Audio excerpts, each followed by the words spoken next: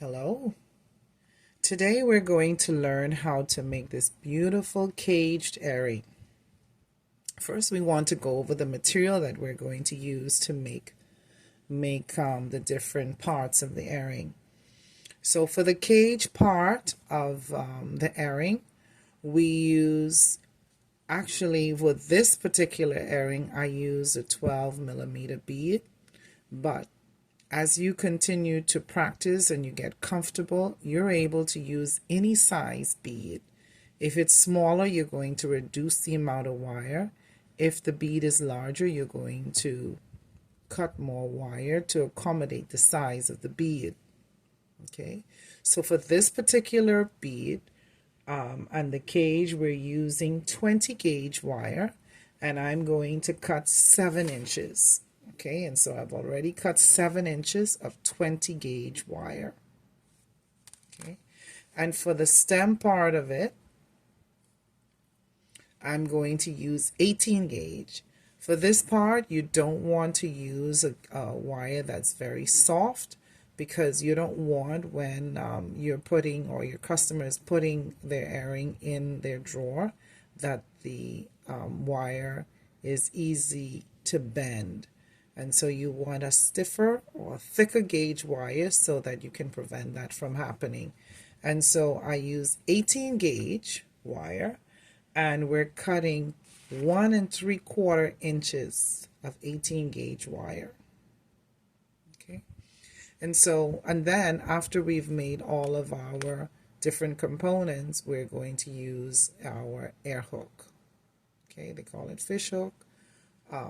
But the air wire we would use. And for this part of your earring, you can use any type of air post. You can use a post, you can use a hook, but any type of earring finding you're able to use for this part of the earring. And then to connect the bead to the 18 gauge wire, I used a head pin. Okay, and so you'll get a head pin in your kit, and also you would see we used a gold little spacer bead right at the bottom and right at the top. Okay, and so you're going to see how I use all of these material to make this earrings.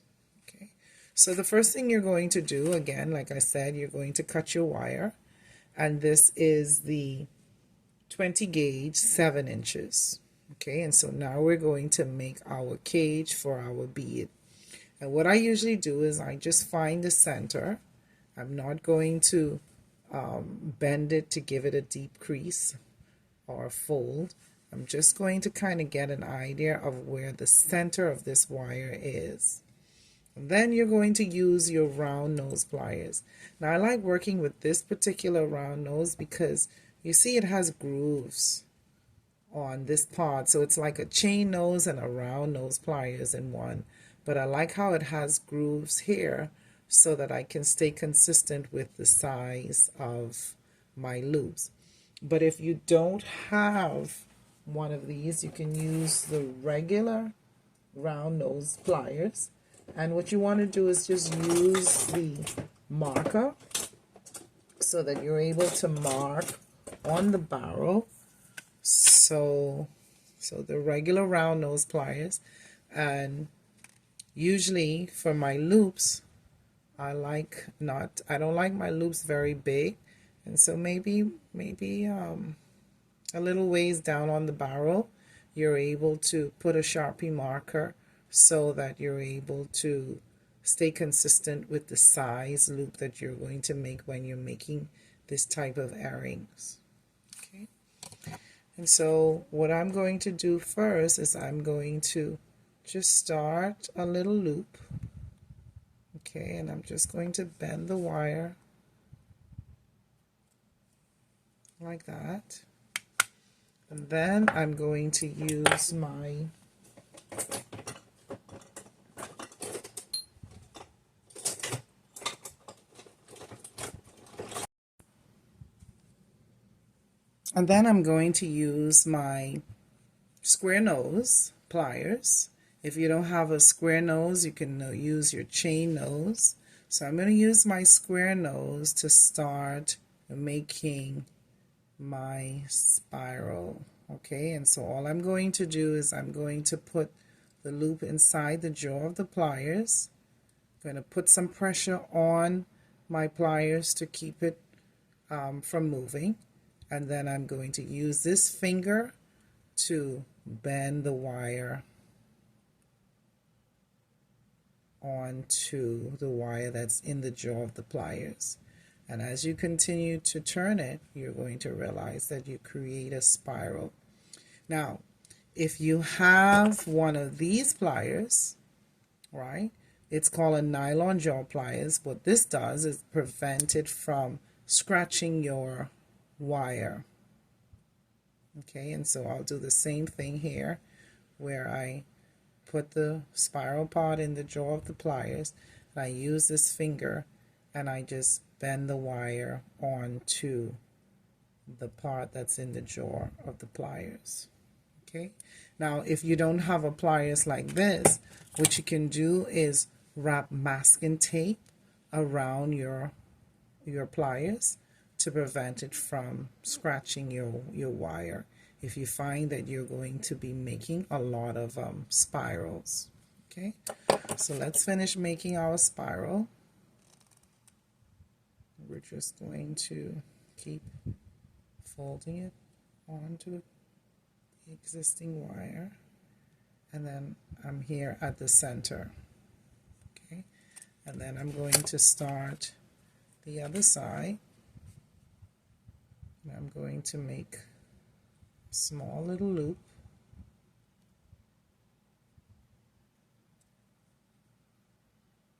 Okay. Then I'm going to use my pliers. I'm going to put some pressure on the pliers to prevent the wire from moving. And I'm going to use my finger to bend the wire. And all I'm doing is repositioning the circle, that loop that I made in the drawer, and folding it back. And so you have to keep rotating the little loop that's in the jaw of the pliers so that you can get your spiral. Okay, you keep turning it until you reach the center. Okay, I'm going to use different color wires so that you can really see exactly what we're doing here. Okay, and so this is what you will get. Okay, and so now what I want to do is I'm going to take my head pin and I'm going to take one of the little spacer beads. I'm putting it there. I'm going to put my head piece, I'm going to insert my head pin into that little loop right at the center. So putting my head pin in there. Okay, and then I'm going to put my bead onto the head pin. Okay, and this is what we get. Okay, I'm going to use my finger just to open up my spiral a little. Okay, and so in order for me to get this part of the spiral on, I have to slide my head pin down and try to get it into the hole here at the center.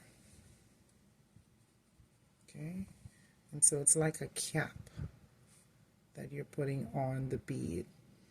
And so now what you're going to use your fingers, your fingernail, to kind of open up the spiral so that it can hug your bead.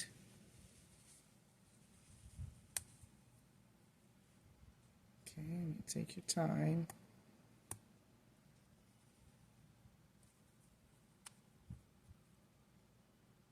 Open it up as much as you want here. Take your time.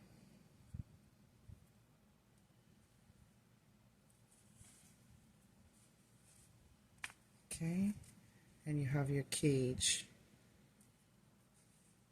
Okay, now if you really want whatever it is that you're going to capture to really be covered, then you know you're going to cut your wire a little longer, because you don't want to separate the wire as much, because you don't want whatever it is, if it's maybe small shells, you don't want the shells to fall out of the opening, and so you're going to cut your wire a little longer, so when you capture the material that you want to cage, it's not going to fall through the opening of your cage. Okay, and then what I want to do is I want to put another little spacer bead at the top. Now you don't have to, it just, for me, it's just a decorative look that I want on this earring. Okay, you can also put a bigger bead. Again, you make it your own by designing and doing whatever it is that you want to do, because you can put a bigger bead at the bottom and a smaller bead at the top, but that's where designing comes in. What you're learning is the technique to cage the bead, right? And so we're going to add another spacer bead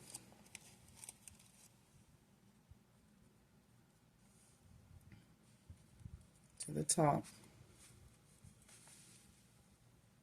And then we can either do a basic loop, right? And I think that's what I'm going to do. On this one, I did a wrap loop, which might be a little bit more difficult for those who are beginners. And so I'm going to do a basic loop, which will be much easier. So here, in order to make a basic loop, this wire is too long, right? And usually whenever I make my basic loops, I usually cut my loop to a half an inch. I cut my wire to make my loop to half an inch. Okay, and then most times when I am making jewelry, I measure my finger right up against a half inch, and I see that the tip of my finger, my pointer finger, is about a half an inch, and so I use my finger as a guide to cut the wire. And so here I'm going to put my finger here, and I know that from the bottom to the top is approximately a half an inch, and so I'm going to cut right at the top of my finger. And we have our wire to make our loop.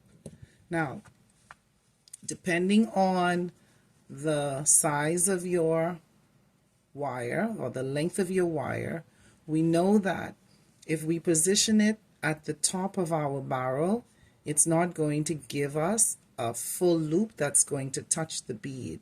And so I have to bring my wire a little further down on the barrel so that we get a perfect loop. And this is where practice comes in. And so you'll have enough material so that you can practice. Okay? And in fact, before you do this part, what you're going to do is you're going to practice your loops to make sure that you're comfortable making your loops before you work on this part of the earring. And so here I will position my wire in the barrel of my pliers, and I want to make sure that it's flush. When I say flush, I don't want it to be sticking off from the barrel. And then I'm just going to turn the wire until it touches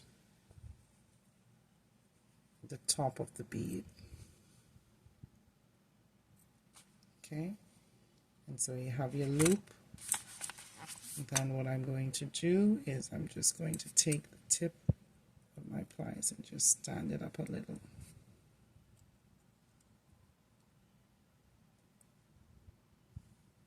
Oh, I'm out of frame.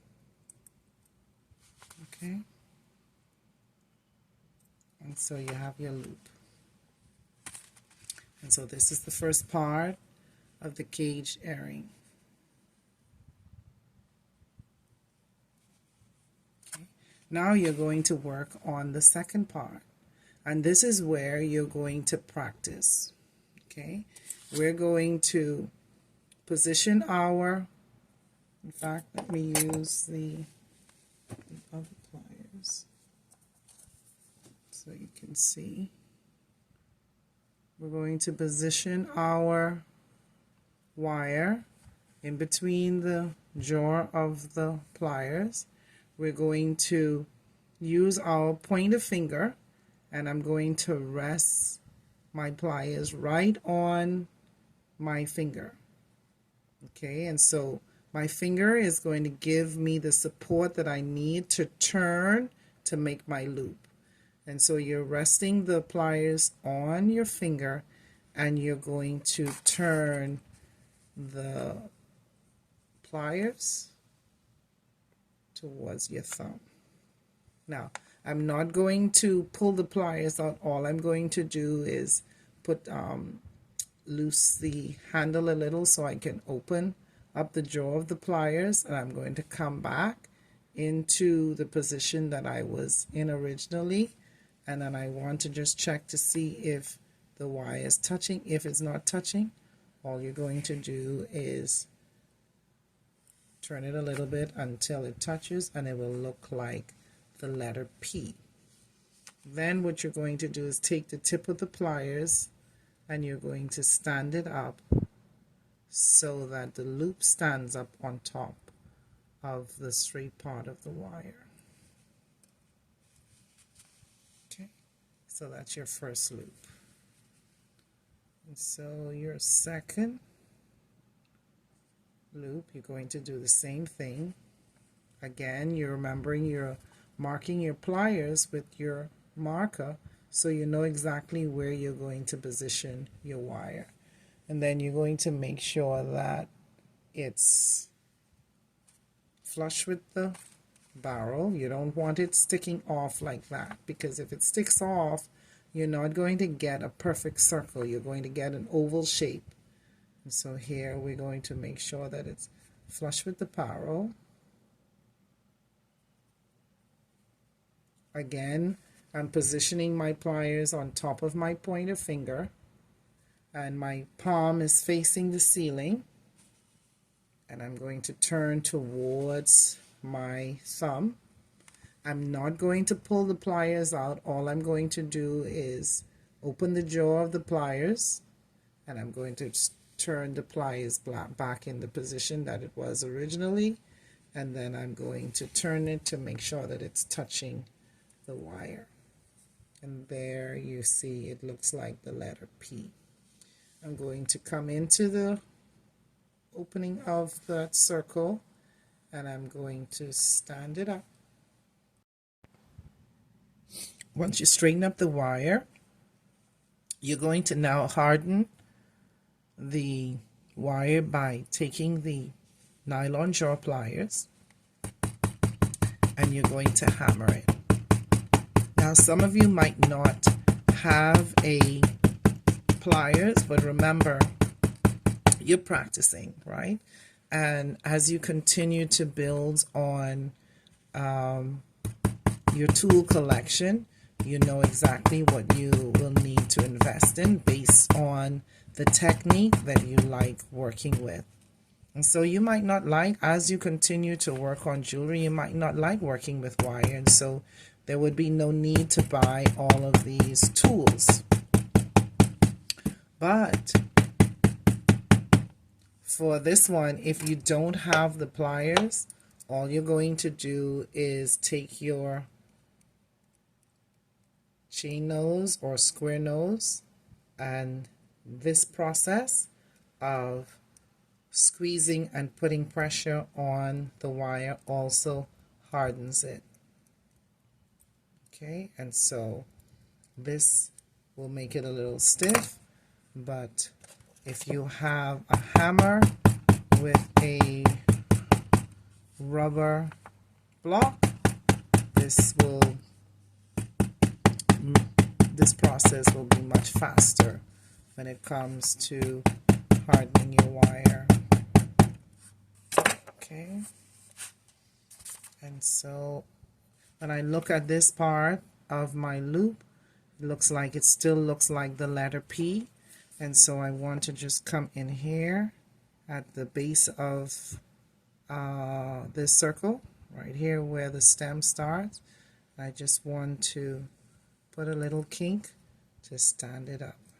And so when I say a kink, I just want to bend the wire a little so that the loop stands up on top of this part of the wire. Okay, and so I can do the same thing here. I'm going to stand it up just a little bit more. Okay, and once we do that, then we're going to use our pliers to open up our loop. Then we're going to connect our cage bead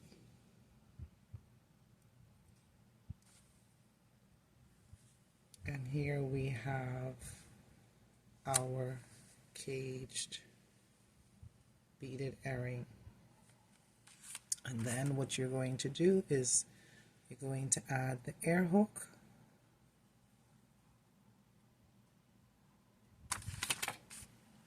So you have your air hook where you're opening this part of the loop.